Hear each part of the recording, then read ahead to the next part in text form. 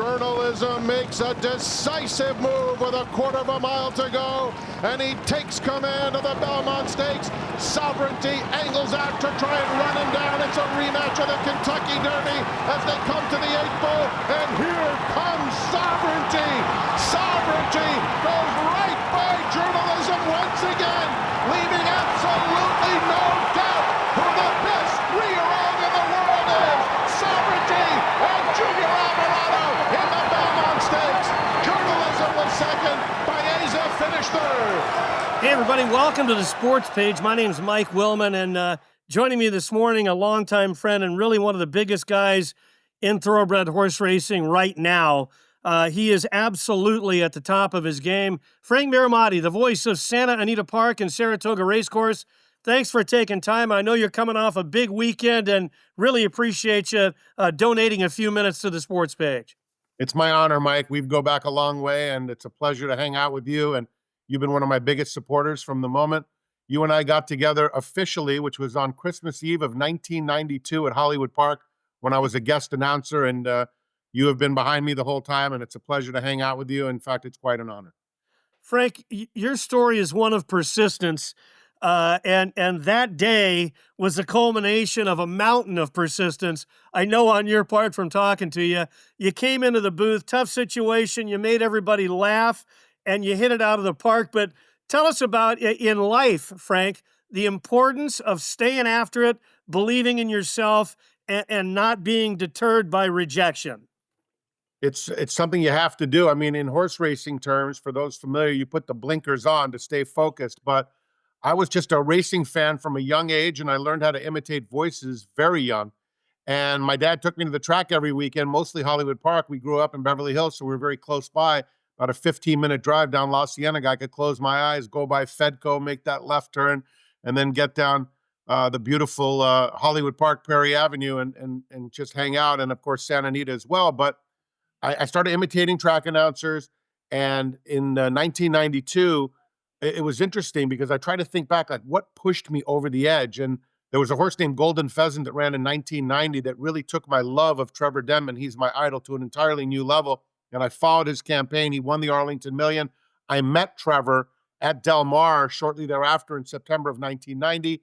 Early 1992, Mike, a friend of mine was working for the Lakers mostly, a gentleman named Garth Franklin. He worked with Jerry Cole. You'll remember Jerry. And they were producing shows for the Lakers, and they got an assignment to do that for Santa Anita for a 3-series deal on Sports Channel. And it was there that I was able to get to the backstretch, and I helped them do interviews and such. And I made a tape in the Santa Anita television department, dubbing over Spectacular Bid, one of the greatest horses of all times, world record performance in the Strube Stakes. I took that race, imitated Trevor, as he would have called it, Dave Johnson called it, sent it to him. And I think that really got the fire going within me. He loved the tape. And then later that year, I was selling advertising, and it was the biggest fluke, Mike, because I can't tell you I was one guy that went to the grandstand and practiced with binoculars. I actually never did. I would watch it on TV or watch it outside. But I got this passion that I wanted to try to call a race and imitate Trevor. And he was on vacation in December because that was his deal. He worked all the tracks, but Hollywood Park gave him December off. So I basically called up one day, and it was very lucky. And as an ad salesman, you got to just keep trying to get to, quote unquote, the owner or the boss. And I got on the phone one morning. It was a Saturday morning, and I asked for the president of Hollywood Park, named Don Robbins. And I said, may I speak to Mr. Robbins? And when he picked up the phone, I knew it was him. But in my salesman mode, I still said, may I speak to Mr. Robbins, please, knowing it was a speakerphone. It had to be him. And he said, speaking. I said, my name is Frank Mirahmadi. I'm an impersonator. I can imitate your vacationing announcer, Trevor Denman, as well as the father of the guy you have filling in, Gary Henson. Would I be wasting my time if I sent you a tape? And from there, it was a long process, which if you want more detail, I'll give to you. But eventually, he brought me into the press box after an absolute assault of it just kept pushing him. Finally, he said, I'll tell you what. I made him a tape. It made them laugh. I did a stretch call, my favorite sprinters, Mike. And then I did the same race in a bunch of different voices. Marv Albert, Rodney Dangerfield, a gentleman named Bill Garr who called on the radio there, other track announcers. All right, they're off to a beautiful beginning, and it's PhD and Basalt going for the lead. Spartan comes through on the inside, and Z Rockstar is fourth. Rumors About Me is racing in fifth through these opening furlongs, followed by Pummykins, who is on the inside of Easton Jack and Pleasant Closing. Marv Albert, Rodney Dangerfield, D Wayne Lukas, Robert De Niro, and Trevor Denman at beautiful Oaklawn Park. Let's go to Rodney as they go to the backstretch. Oh, I tell you, I got no respect at all. First race I call here, Basalt wouldn't go in the gate. Yeah, and he's battling for the lead. I'll tell you, they're head and head up top. It's Basalt on the inside and PhD. Let's go to D Wayne Lukas. You know, when you wash out at the gate, that's going to be tough. And Z Rockstar, now that's a horse that I can pay attention to. I thought it's going to be serious. No. This came from management, D Wayne. Don't give us a hard time. Just watch the race. What a horse race this one is. Z Rockstar, PhD. PhD, Z Rockstar, PhD, and nose to Z Rockstar. The guy said, look, the tape is good, but I don't know. And eventually he brought me into the press box. I called 2 races, and they invited me to call 2 races on closing day. So that's the ultimate story of perseverance. I would always say go after your dreams, but for me, it was somewhat fluky, but I believe it was destiny and meant to be. But Frank, you made it happen. If you didn't keep your foot on the gas, you wouldn't have got that shot. You know, No shot. And you finally got it. You made him laugh, and that got the door open. By the way, Golden Pheasant, you know, was owned by Bruce McNall, Suma Stable, and he cut the great one in for a piece of that horse, Wayne Gretzky. Charlie Whittingham trained the horse. They were up in the press box one morning watching horses work on the grass. Wayne and Bruce McNall, only in this game could somebody like me meet those kind of guys. And I said to Wayne, I said, well, how's your trainer working out? He laughed, you know. But Frank, that's just a great story and a great story of perseverance. Now, listen, you had a horse just the other day at Belmont Park, a first-time starter by the name of Ewing, by a stallion by the name of Nix Go, who was a multiple stakes winner. This is his first crop, and I'm told that on social media, you kind of toyed with the idea of going into a Marv Albert voice, a retro with the old Knickerbockers and Patrick Ewing. If you can you do a little Marv for us right now, impromptu, Frank? Absolutely. We will flash back to this incredible debut. It was a very costly individual by a first crop stallion, Nix Go, who interestingly was named about something that had nothing to do with the legendary franchise that takes their work into Madison Square Garden. There was a highly regarded first-time starter for Mark Casse, and so we were expecting good things. He blasted out of the gate, Mike, like a rocket ship, and he was moving a little faster than the legendary Hoya Destroyer from the Georgetown Hoyas. That, of course, Patrick Ewing. Interestingly, during the race, there was a filly taking on the boys, and when they came to the 8th pole, which is about 10 seconds before the finish line, I actually was thinking I should have said in this voice, so-and-so rejected by Ewing. And I also could have said, oh, what a spectacular slam dunk victory for Ewing, but I did restrain myself, which is probably the right thing to do when you're in the hallowed grounds of Saratoga Racecourse. Let's go back to Mike Willman for more. Well, thank you very much, Frank. Frank, great job, great call, and the horse ran to expectations. This could be a Kentucky Derby type horse in 2026. This horse was very highly regarded. I mean, certainly he had the look, he had the speed, and then he had the stamina. When he was asked at the top of the stretch, he really took off like a good thing. And remember, these are a bunch of first-time starters, so the waters will always get deeper, but you got to have the dream, and the dream is alive and well for this horse, for sure. Horse by the name of Ewing. We're speaking with the voice of Santa Anita Park and Saratoga Racecourse, my good friend Frank Mirahmadi.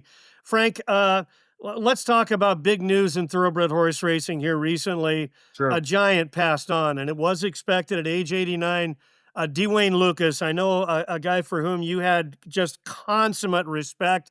You also did a great imitation of him, but D Wayne, his accomplishments, his impact on thoroughbred horse racing, I don't know if we've really fully calculated it. He changed the game. I tell people I never, ever saw a guy anywhere in my life with the organizational skills of D Wayne Lukas. Just your take on the man and his impact on our business. What a legend, and a man that I'm so privileged to know that I had a chance to meet him, talked to him. I had a couple of long conversations with him, one in particular with my friend Scott Eberly, who at the time we were working with TVG and at Oaklawn. And I had a long visit with Wayne, and we went down some roads and some horses and some stories. But the thing about Wayne, before I even met him, I just loved his sound bites. I mean, here's a guy dressed to absolute perfection. The most beautiful tie, always perfect. Tremendous jacket. The who knows how much those sunglasses cost and the suits, but he dressed for success, and he was widely respected, the most articulate guy. And he understood that this is just, of course, it's a sport. It's the sport of kings, the best sport in the world, but it's also a business. And so, as a result of his success and maybe his brash personality, which he'd be the first to admit, he wasn't all that popular with all the members of the media, but I think he actually enjoyed that role Oh, because yeah. he would school the media, and he would always, he would oftentimes talk about the media with the quote, pencils and paper. So he would just sarcastically kind of say like, hey, where were the experts when Spain lit up the tote board in the Yeah. Breeders' Cup Distaff, or when Cat Thief won the Breeders' Cup Classic and nobody expected him to?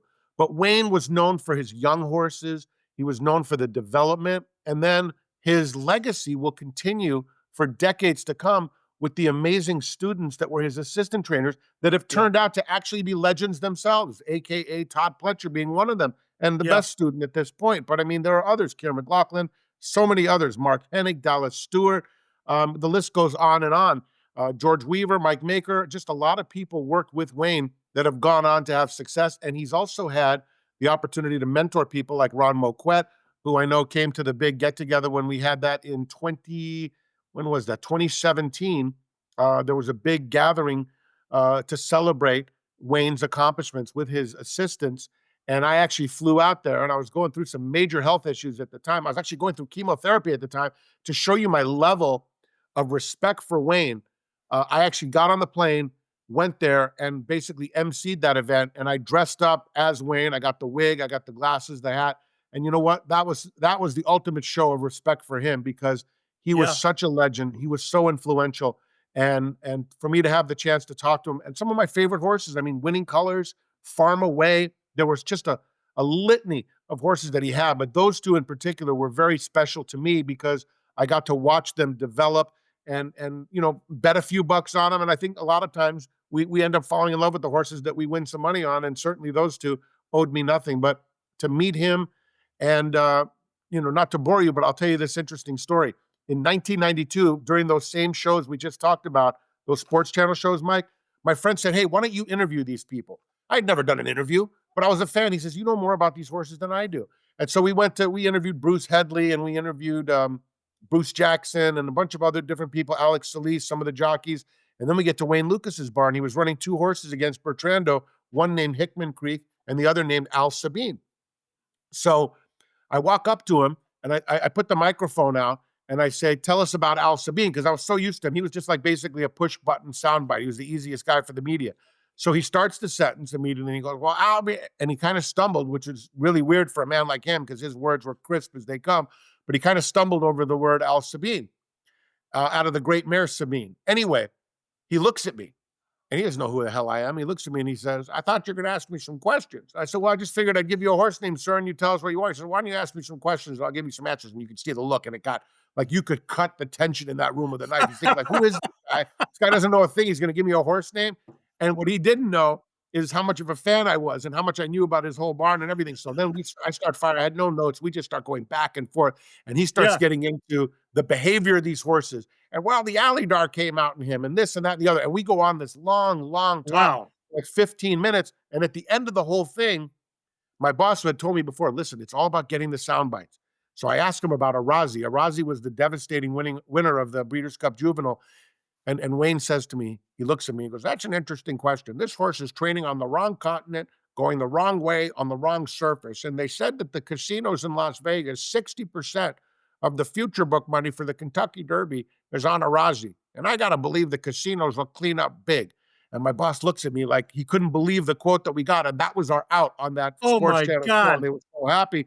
But I mean, that's the thing. If you And they can did, converse with Frank. someone, get the quote, right? Yeah, and the casinos cleaned up big, They sure did. There was Wow. a search party for Arazi in mid-stretch. Exactly. But arguably the most impressive Breeders' Cup Juvenile winner of all time, Pat Incredible. Valenzuela, Alan Paulson. But D Wayne is a guy, Frank, as brash as he was, he aged well. But I Oh, want to get back to something Jay Pribman said on Saturday on radio on Thoroughbred LA here in Southern California with Bob Ike and uh-huh. John Lindo. Jay said it was one of those mini Derby weeks. And as you know, D Wayne was very tight with Bobby Knight. They had very similar personalities and similar contempt for the most part for the assembled media. You people are fast friends, aren't you? How did you become friends? Well, it goes back to the basketball, but we met through our common friend. Pete Newell was our Olympic coach and NCAA champion coach in 1980, and through that association, Bobby and I became good friends. What I've done is help Wayne a lot with public relations, and he was having problems with the press, and he came to me to see how he could better handle the news media, and I've done the best I can with him. I've just worked like the devil trying to help him, and I think I've really, if I have to pat myself on the back, kind of worked off the rough edges he has with you people. So he said Wayne and Bobby come out of Wayne's office there on the backside of Churchill, and he looks at Bobby, he says, "Now, Coach Knight, over here we have all the horses." And then with the right hand, he says, and over there was like 50 or 60 media pieces, "And over here we have all the horses' asses." Yeah. I mean, that was vintage D Wayne. But later on, I think he really took on the role of a representative of racing overall and not just the Wayne Lukas racing operation. He would take little kids to the winner's circle. He was always available to advocate for our great game, Frank. I can't say enough about him. Absolute legend. And you know what? He did transition and he became a little softer, but he was still a pretty tough guy all the way to the end. And he was very competitive and he would say it. And one of Yeah. his last quotes that was out there was that, he's going to keep training as long as he can beat these guys. And you know what, Mike? I've been to 2 Preaknesses in my life. And can you imagine just to, and look, I always tell people this, it's already 30 years that I'm calling races professionally, 33 since I called my first one. But Yeah. 30 years of doing this, I'm still a fan. And that's what makes me love the game so much. At the Preakness that was won by Oxbow, Gary Stevens and D Wayne Lukas teaming Wow. up, at that very deal of one of the 2 I've been to, the other one was California Chrome, I had purchased, I went, there was a guy selling photos, and he's a well-known guy. He goes from track to track on big days, and he sells these tremendous photos. He had a photo autographed by Gary Stevens of Golden Pheasant winning the 1990 Arlington Million. Oh, And I had bought that, and then I get to watch Gary riding for Wayne.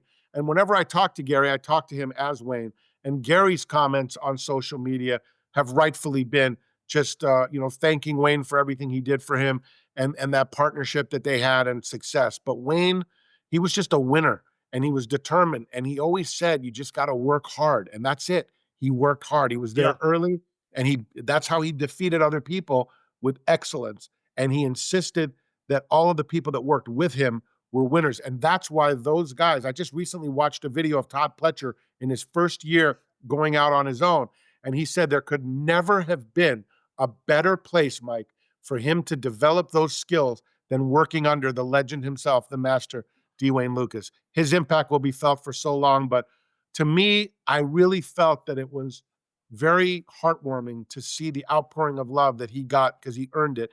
And he was just a guy that, he was actually a friend of the media, ironically, despite those comments, because he Yeah. would provide them with so much content. Oh, I mean, he no was the question. easiest guy. He was there for them. And he enjoyed he wanted to school people. He wanted to show them that he knew better. And you know what? There's an old line that one of my bosses once told me in the sales world, which applies to every category. Ready? Let your performance speak. And the legend D Wayne Lukas certainly did that. Oh, so well put, Frank. And as tough as he could be, even when he was younger, and hey, he wasn't that young when he first came around the thoroughbreds. He was an older guy, and nothing was ever handed to him. He grew up on a farm, then he coached high school basketball for like 10 years. He got a master's degree. Then he came to the quarter horse game. He turned that upside down here at Los Alamitos. But he was a little bit older, like early 40s, when he really hit his stride with the thoroughbreds. But even then, as tough as he could be, Frank, I never knew him to carry grudges. He was all about looking at the next game. When's tip-off? What are we doing next? And he would let things go, and I think that's a great quality. He was a business person. He knew that he needed to be at the top of his game at all times. and his horses fired, and he wasn't afraid to bring them back because he knew when the horses are going well, you need to capitalize. And I'll say this, there were some, there were some comments. They asked him. I mean, I've watched so many videos because a lot of people have posted pictures and videos. I've watched so many videos in the last 2 weeks of Wayne, and they asked him what his best training jobs were and what his worst one was. And I was surprised he didn't mention Farm Away, because he took Farm Away and he turned him into a freak. Mike, he won the San Carlos at Santa Anita. I was at the top of the stretch watching that race, and he was running against a very talented horse that you know very well, Frost Free for John Sadler, who was at the top of his game. He basically demolished that horse at the top of the lane. Then he went on and stretched out, and he won stretching out. Then he won the San Pasqual, he won the San Antonio, and then he won the Big Cap. And when he won the Big Cap with Farm Away, and that was an amazing campaign that he had throughout the year, he kept going. And Trevor Denman, who was never known for putting in trainer names in the call, he put his name in the call, saluting D Wayne Lukas for Farm Away. I thought that was one of the most amazing campaigns, and it was just one of so many. And that's the thing, when you're D Wayne Lukas, you have it in every category: fillies, colts, sprinters, routers, even Steinle on the turf. There was nothing he couldn't do. Yeah. And he never ducked anybody. He was never concerned about who's going to run. No, we're running there. And like you mentioned, Spain, scoreboard. He wasn't worried about the odds on his horse. If he said, look, this is where we're going to run, he was there, and he won at a good percentage with guys like Gary Stevens, Pat Day, Angel Cordero, Lafitte, and he was very demanding, as you know, of his riders. I think he once said, hey, look, we're not married, we're just dating. In other words, we're eligible to make changes now and again, but it was just all part of what he brought. He answered to one entity, and that was the owner of the horse. He was amazing. I love watching his interviews now, just to, you know what it is? He spoke with authority, like you respect him automatically. Just listening to his words, he was talking about grading horses at the sales and what you had to have and his team. And he just knew what he was doing. And, and look, here's the thing. We're all very sad. He lived a great life. He lived to 89. He was on a pony until the last, 2 weeks of his life. Yeah. He lived it, and he did it, and he did it with class, and he never complained. He just, and he went peacefully. Thank God. I'm just, I'm just honored to have met him. I know that he liked me because we talked about it, he and his wife, and when he was at that event, and I told him the story about the time I had interviewed him back in 1992, and we smiled. And then that one day, like I said, in Oakland, we went on for about a half an hour with just old stories and interesting tidbits that you can only get in a one-on-one situation. And to me, it gave me a lot of insight into what, where his mastery came from. But he was just a guy who prepared, he had knowledge, and he had the ability to tell, he had some very, very wealthy people, and they trusted him, and he responded by getting them into the winner's circle on literally the biggest stages. So he did what he promised, and the owners got what, they spent a lot of money for it, but he delivered. Last thing, Frank, and then we'll segue. What did he ever, when you first got knowing him, what did he say to you about the way you imitated D Wayne Lukas? He smiled, and I knew it wasn't just one of the, sometimes people say that and they really don't mean it. It was warm. And he told me that he got a kick out of it, and that a lot of people had mentioned it to him. In fact, our mutual friend, the great Luke Kreitbos, who died way too young at the age of 47, he was the guy who arranged to have me at Churchill Downs, my first visit ever to Churchill Downs in the year 2000. It was the day before Tisnow won the Breeders' Cup, the first of his 2 Breeders' Cup Classics. They had a thing there called All-Star Announcers Day. And at All-Star Announcer Day, they had a bunch of different guys from around the country. Each guy would call a race. Well, Luke arranged for me to call a race, which was very kind, because I'd only been calling at that point for about 4 years professionally. I was at Hialeah, and so it wasn't like I was some well-known guy, but I was known for my impersonation. And then the last race of that day, I called it as every person who had called during the day. So I mixed all those voices in there. But when they were going to the gate, I asked Luke, I said, do you mind if I do a little bit of D Wayne Lukas when they're going to the gate? And Luke's like, you do whatever you want, buddy. It's all yours. Just turn on the mic and, don't say anything stupid, but have a good time. And so when they were going to the gate that day, I actually went in and I started talking about, well, we've got a few this weekend that we think we're going to surprise you with. And of course, I didn't mention Spain by name, but Spain ended up being one of his winners, which was pretty cool. And it was just a lot of fun. And Wayne had heard about that because there were people, you got to understand, when you're at Churchill Downs and, you're walking around, you're not exactly, and it sounds like, someone's talking as D Wayne Lukas, the last thing you're thinking is, someone's going to be imitating D Wayne Lukas on a Churchill Downs feed. But that's exactly what's happening. So people went to him and asked him if he was talking about his entries for the weekend. So, and he said he got a kick out of that. So that really meant the world to me. And, that was part of the reason why I decided to make that trip and go there on the day that he was being honored. And it was like almost like a roast / honor. But believe me, all those assistants that were there, they were there to basically tip their cap to the king.